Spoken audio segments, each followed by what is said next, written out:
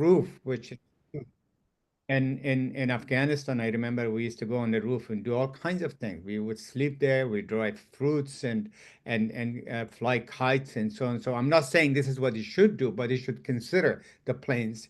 The other thing, as much I love this solution, which really works, it's because it's simple, yet it has a lot of challenges that you have to really look into. Number one is the orientation of your balconies that you created. I think the notion of balcony is wonderful because it allows you to be enclosed in a sort of space from the top, which you have the sittoons, and from the sides, and then you're looking into the street. Is that really? You have to question that. I'm not going to judge this whether it's good or bad or ugly. I'm asking you to question, would that be possible in Kabul? Yes, it could potentially, but I'm not sure in this scenario, which is the woman's willing center. So you have to question that.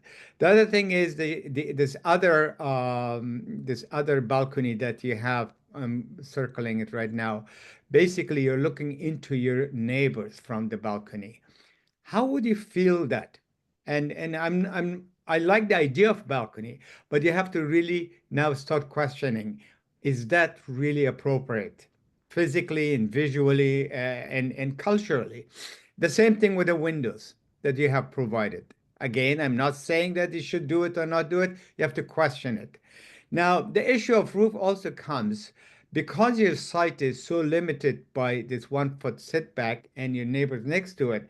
Is it possible for you to have windows, or we call them skylights, on the roof instead? Or have high windows? High windows means that no one can see in, but it allows light to come in. But at the same time, the windows can be operable to allow air to move through. So these are really some of the things that you should really consider. Anyone else? Yeah, I me. would like. Oh, go ahead. No, I think Merengazion, you should do that. You should Uh, talk because that is your class. I will well, no, go. actually, التشكر من جنا Michelle Fikuni, you always let me go first. Uh, uh, let me give you, Che, the floor right now. Please, go ahead. All right. Well, thank you, Merengiz. A great presentation. Thank you so much. I couldn't catch all of them because meantime, I'm working and listening to all these lectures. What I noticed is I'm glad that you put some of the information or some of the lessons that we gave it to you into your project. You implemented some of them. However, mm, not all of them. First of all, Najim John asked for a floor plan. That is a very essential thing. This 3D, and that's a great idea that you represent your thought, your concept. But floor plan is very important to develop. You have a floor plan for your presentation, and I I don't know if you can share again. I I make a very there was one slide that you have two uh, isometrics, and one is flipped to the other side, and Bogbala roads moved from this side to the other side. But your north arrow did not move. So be careful when you rotate the building. North arrow rotates too.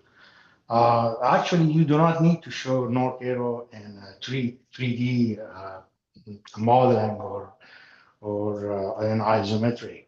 However, if you show that, make sure that because north arrow defines your sun rotation, your wind rotation, your a lot of things can be defined from north arrow.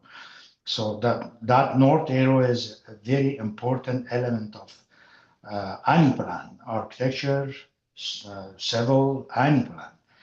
That was my just a little comment. Of course, every teachers, they have different versions from your plan, but I do see little things like this, which I think it's important to obey when you give a lecture or produce a paper or a report. Thank you so much.